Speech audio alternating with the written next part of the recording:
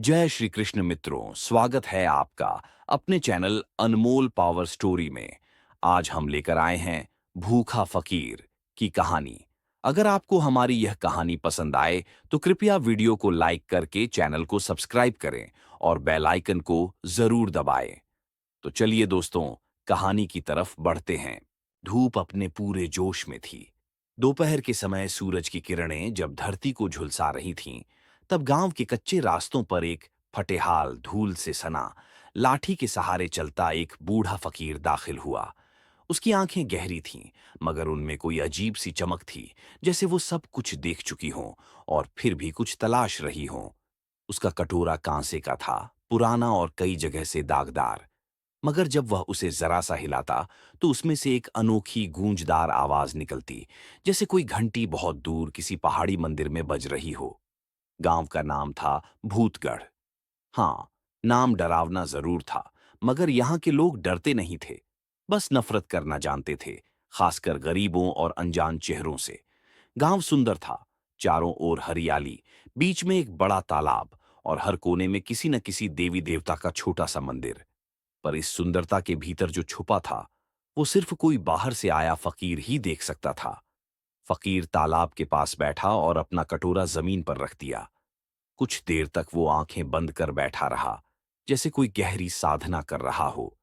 गांव के बच्चे उसे दूर से घूरते रहे, कुछ पत्थर उठाकर हंसते हुए उसके पास फेंकने की हिम्मत भी की, पर उसकी एक सीधी नजर ने उन्हें ऐसे चुप करा दिया जैसे समय थम गया हो। गांव के लोग धीरे धीरे इकट्ठा होने लगे।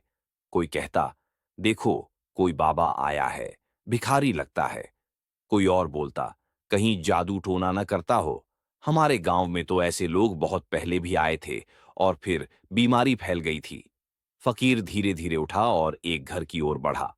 वहां से सबसे अच्छी रोटी की खुशबू आ रही थी। दरवाजा खटखटाया। एक औरत बाहर आई, गोदी में बच्चा, माथे पर पसीना और आंखों में थकावट।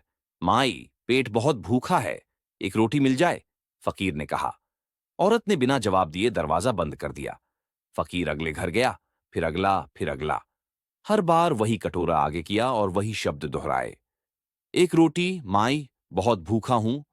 हर घर से या तो दरवाजा बंद हुआ, या गालियां मिलीं, या फिर सिर्फ खामोशी। सिर्फ एक छोटा लड़का, शायद 10 साल का, दौड़कर आया और अपने हाथ में पकड़ी आधी सूखी रोटी उसके कटोरे में रख दी।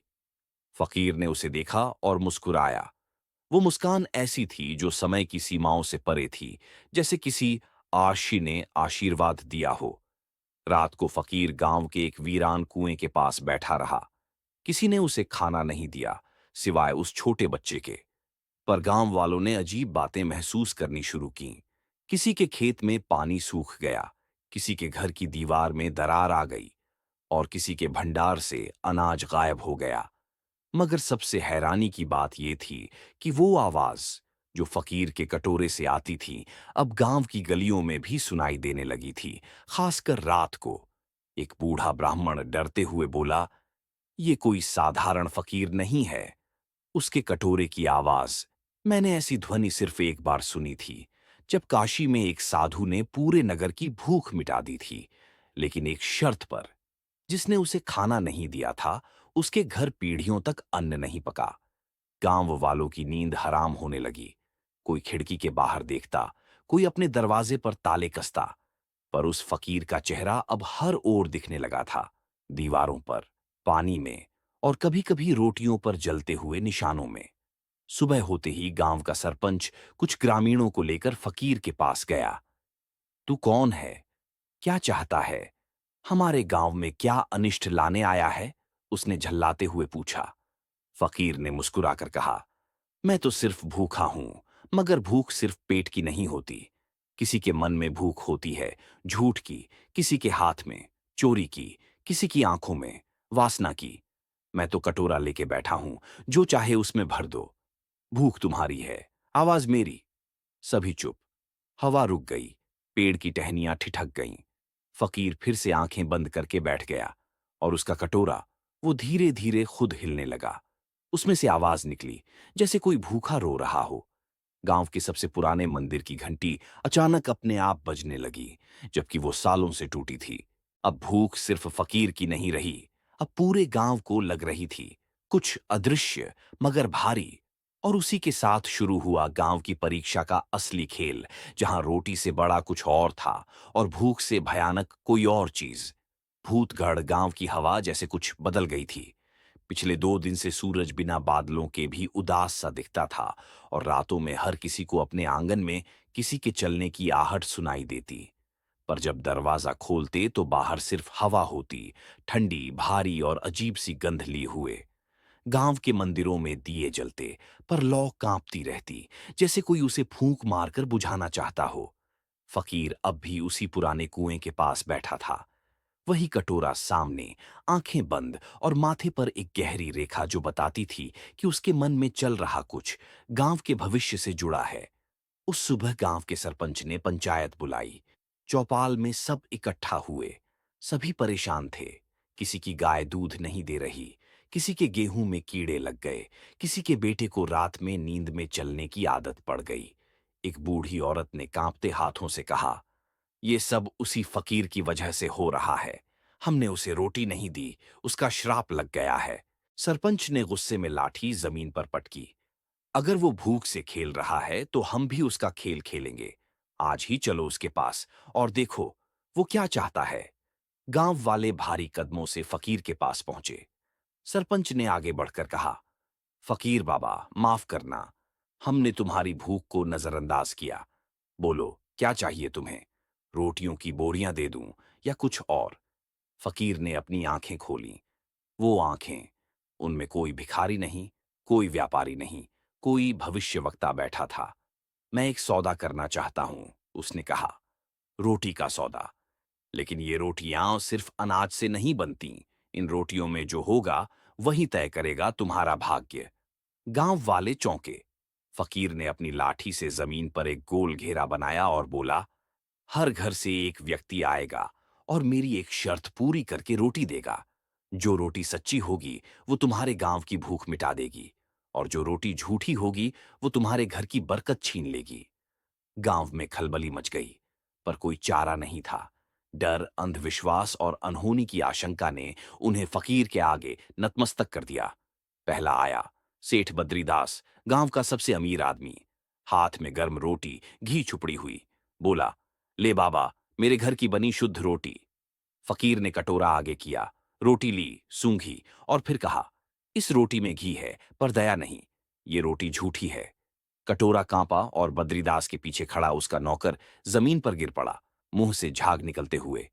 भीड़ सहम गई। दूसरी आई, एक विधवा सावित्री। उसके हाथ में सूखी टूटी फूटी रोटी थी और आंखों में डर। बाबा, मेरे पास बस यही है। फकीर ने रोटी ली, अपनी आंखों से उसे देखा और मुस्कुरा दिया। ये रोटी सच्ची है। उस पल आसमान साफ हो गया। गांव के कुएं से फिर पानी बहने लगा और मंदिर की घंटी अपने आप बज उठी। अब गांव समझ गया, ये भूख सिर्फ पेट की नहीं थी, ये एक इम्तिहान था। पर असली कठिनाई अभी बाकी थी। फकीर ने कहा, हर दिन एक रोटी आएगी, हर रोटी का मूल्य अलग होगा। कुछ रोटियां तुमसे तुम्हारा झूठ मांगेगी, कुछ तुम्हारा लालच, कुछ तुम्हारा पाप। और अगर कोई एक भी रोटी फरेब से दी गई तो पूरा गांव भुगतेगा। गांव अब 2 हिस्सों में बंट गया। एक वो जो फकीर को असली मानने लगे, और एक वो जो उसे ढोंगी मानकर बाहर से पंडित बुलाने की बात करने लगे। पर उस रात जब गांव के चौकीदार ने देखा कि फकीर के कटोरे से निकलती ध्वनि गांव की हर गली से टकरा रही है, जैसे भूख गांव को अंदर से चबा रही हो, तब सबका विश्वास डगमगाने लगा। अगली सुबह फकीर ने कहा, कल जो रोटी आएगी उसमें सच्चाई के साथ उसका डर भी होना चाहिए। देखता हूं कौन अपनी छाया भी मेरे कटोरे में डालने की हिम्मत रखता है। गांव अब अपने इतिहास के सबसे अजीब सौदे में उलझ चुका था। रोटियों का सौदा, जहां भूख के बदले आत्मा तौलने लगी थी। अगली सुबह गांव एकदम शांत था, असहज रूप से।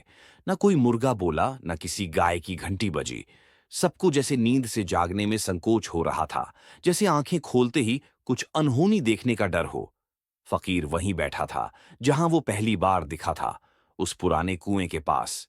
हवा अब भी ठंडी थी, मगर उसमें अब एक मीठी सी गंध घुली थी, मानो गुड़ और गुलाब के फूलों की। उस दिन एक लड़का आया, नाम था कालू। गांव का सबसे गरीब लड़का, दूसरों के घरों से बचा खुचा खाकर दिन बिताता। कपड़े फटे पुराने, पर आंखें चमकती थीं, जैसे हर चीज में उम्मीद तलाश लेता हो। कालू ने अपनी झोली से एक टुकड़ा निकाला, बस एक सूखा सा निवाला, जो कल किसी ने बचाकर फेंक दिया था। वह फकीर के पास पहुंचा और कहा, बाबा, मेरे पास कुछ नहीं है, पर ये ले लो, आधा मैंने खा लिया था, माफ करना। फकीर ने उसे ध्यान से देखा, जैसे उसकी आत्मा के आर पार देख रहा हो। फिर उसने वह टुकड़ा अपने कटोरे में रखा, आंखें बंद कीं और धीरे से कहा, सोने से भारी है ये निवाला, कालू। जो इस निवाले को देखेगा उसकी भूख मिट जाएगी, पर जो इसे छुएगा वो अपने पापों से जल जाएगा। गांव के लोगों ने जब ये सुना तो कौतूहल में आ गए। एक बच्चा कैसे चमत्कार कर सकता है? सबने कालू के घर का रुख किया, और वहां जहां कभी टूटी छप्पर थी, अब वहां सेनी मिट्टी की चमकती दीवारें थीं। भैंस जो बीमार पड़ी थी, वो दूध दे रही थी, और वो भी इतना कि 2 बाल्टी में न समाए। कालू की मां जो अंधी थी, उसकी आंखें रोशनी से भर गई थीं। ये सब कैसे हुआ? जब लोगों ने कालू से पूछा, उसने बस मुस्कुराकर कहा, मैंने रोटी दी, पर मैंने डरकर नहीं दी। मैंने भूख देखी और भूला कि मैं भी भूखा हूं। सरपंच खुद भागता हुआ आया, कालू की झोपड़ी में घुसा और जमीन पर गिर पड़ा। बेटा, बताओ वो फकीर कौन है? भगवान है क्या, या राक्षस? पर कालू ने सिर हिलाया, ना वो भगवान है ना राक्षस, वो भूख है। वो भूख है जो तुमने देखा ही नहीं सरपंच जी, पेट से नहीं, आत्मा से आती है। उस रात गांव भर में खलबली मच गई। लोग अब उस एक निवाले की तलाश में लग गए जो चमत्कार करे। कई लोग बड़ी बड़ी थालियां सजाकर फकीर के पास आए, मक्खन मेवे पकवानों से भरी हुई। पर फकीर ने सब वापस कर दी। जिसके निवाले में सच्चाई नहीं, उसमें चमत्कार नहीं। वह धीरे से बोलता। एक दिन गांव का सबसे चतुर व्यापारी, नाम था हरिलाल, बोला, अगर ये फकीर भूख से चमत्कार करता है, तो मैं भी जानता हूं कि सौदे कैसे होते हैं। मैं इसे सोने की रोटी दूंगा, असली सोने की। उसने कारीगर बुलाए, शुद्ध सोने की एक रोटी बनवाई, चमचमाती, भारी और महंगी। पूरे गांव को बुलाया कि देखो, अब सबसे बड़ा चमत्कार होगा। फकीर ने रोटी ली, कटोरे में रखी, और रोटी जलने लगी। धू धू कर धुएं के साथ वो सोना जल उठा, और उसकी राख ने हरिलाल की आंखों को अंधा कर दिया। फकीर बोला, जिसने चमत्कार पाने की नीयत से रोटी दी, उसने रोटी नहीं दी, उसने सौदा किया। और भूख का सौदा करने वाला सबसे बड़ा भूखा रह जाता है। गांव फिर सन्न रह गया। अब लोगों ने समझा, ये कोई आम भूख नहीं थी, ये एक आईना थी, जिसमें हर किसी को अपनी सच्चाई दिखती थी। और फिर वही हुआ जो किसी ने नहीं सोचा था।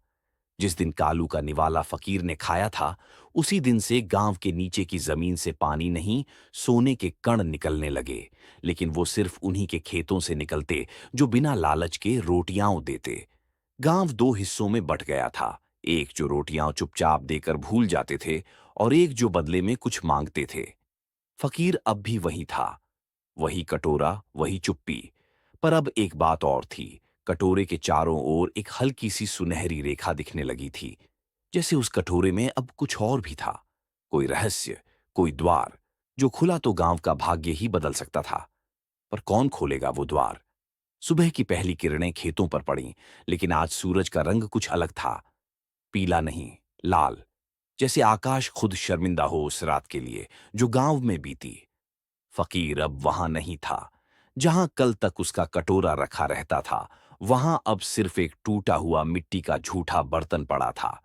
उसकी सतह पर जमी हल्की सी राख, और किनारे पर फंसी एक बासी रोटी का टुकड़ा, वैसी ही रोटी जैसी कल गांव के एक सेठ ने मजाक उड़ाते हुए फेंकी थी। बात फैलते देर नहीं लगी। फकीर चला गया, कटोरा भी नहीं है। अब चमत्कार बंद हो जाएंगे। अफवाहें हवाओं में लहराने लगीं।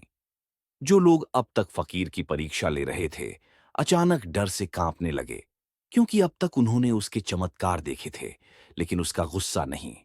सरपंच सबसे पहले भागा, फटी धोती में, बिना चप्पल, चिल्लाता हुआ, माफ कर दे बाबा, मैं नहीं जानता था तू कौन है।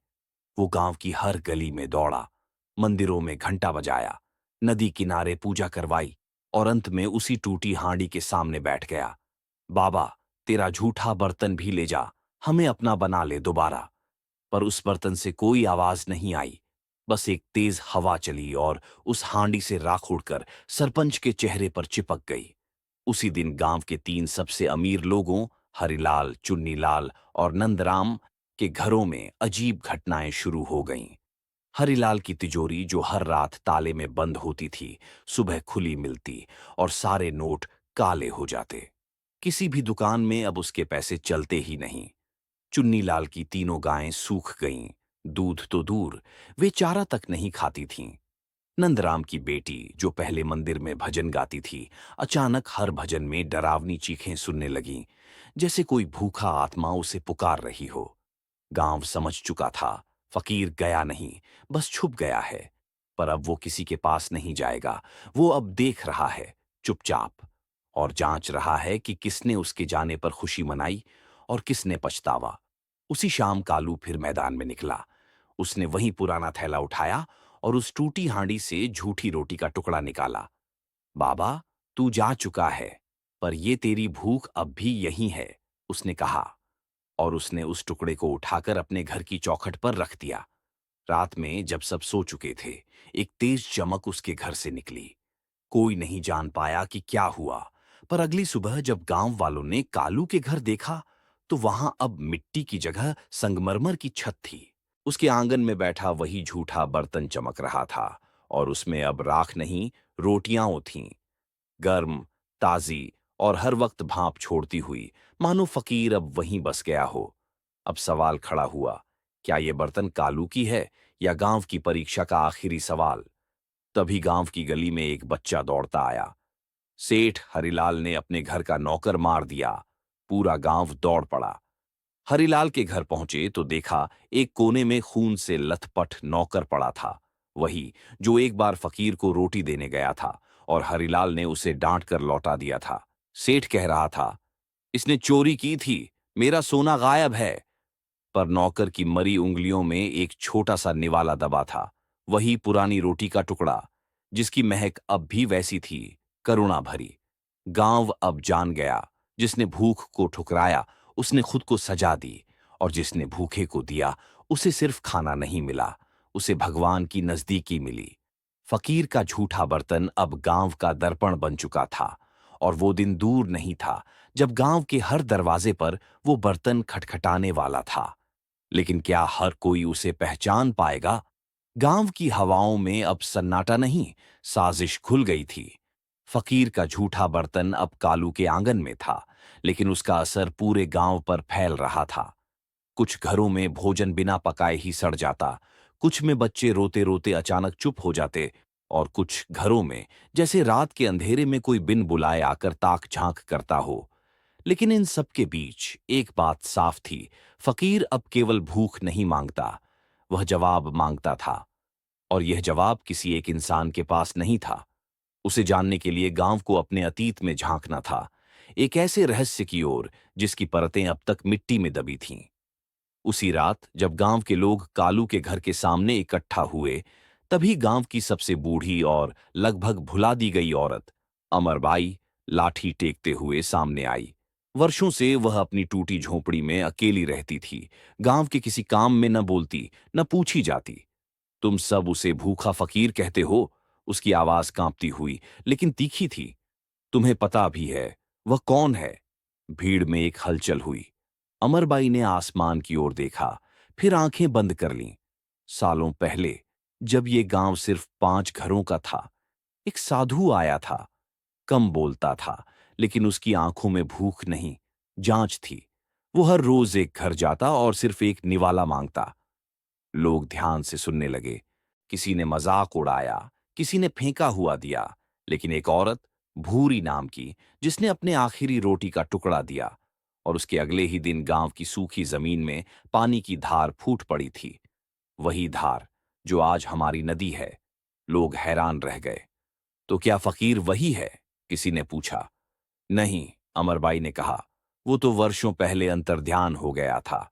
पर मरने से पहले उसने कहा था, जब इस गांव का दिल पत्थर बन जाएगा तब मैं लौटूंगा, भूखा बनकर, निरीह बनकर।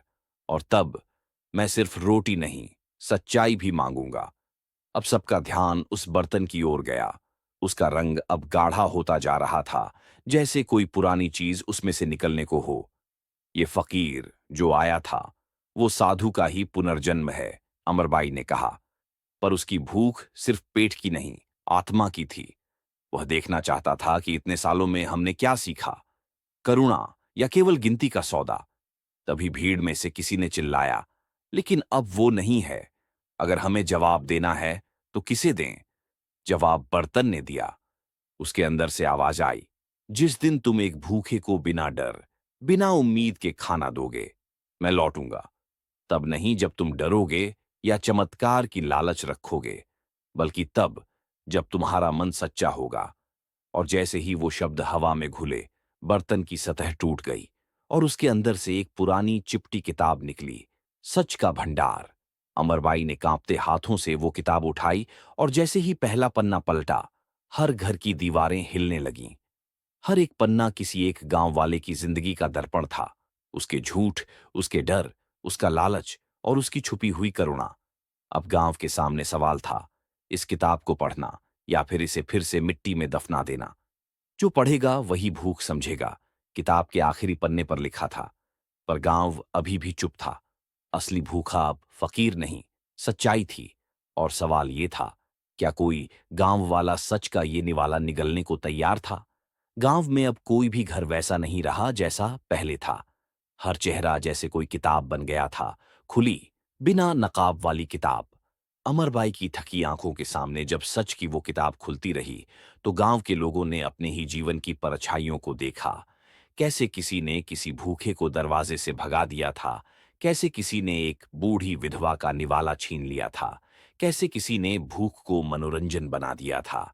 और तब एक एक करके लोग अमरबाई के सामने आने लगे। सबसे पहले कालू आया। उसका सिर झुका था, आंखें डबडबाई हुईं। मैंने केवल खुद को देखा, फकीर की भूख को नहीं। उसने कांपते स्वर में कहा, मैंने चाहा कि वो मुझे सोना दे, पर मैं उसे रोटी भी सच्चे मन से नहीं दे पाया। अमरबाई ने उसे गले लगाया।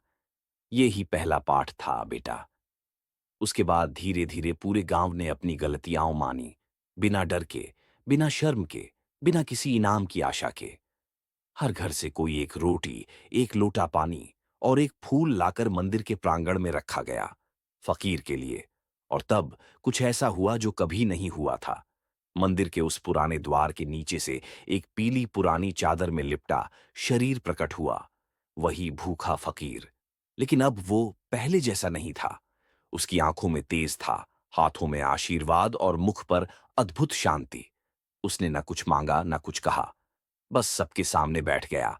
हर कोई उसकी ओर बढ़ा, कोई रोटी देने, कोई पानी, कोई माफी मांगने। लेकिन फकीर ने सिर हिलाया। फिर उसने पहली बार मुंह खोला, अब मेरी भूख मिट चुकी है, क्योंकि अब तुमने समझा, मेरी भूख पेट की नहीं, तुम्हारी आत्मा की थी। लोग रोने लगे, कुछ तो उसकी चरणों में गिर पड़े। मैं किसी इनाम का सौदागर नहीं था, फकीर ने कहा। मैं वो आईना था जो तुम्हारी आत्मा का चेहरा दिखाने आया था। अब जब तुमने उस आईने में खुद को देख लिया है, मेरा काम पूरा हुआ। और उस क्षण, जैसे ही सुबह की पहली किरण मंदिर के पत्थरों पर पड़ी, फकीर की देह धुआं बनकर आसमान में घुलने लगी। उसका शरीर हल्का होता गया, जैसे रोटी की भाप, जैसे प्रार्थना की खुशबू।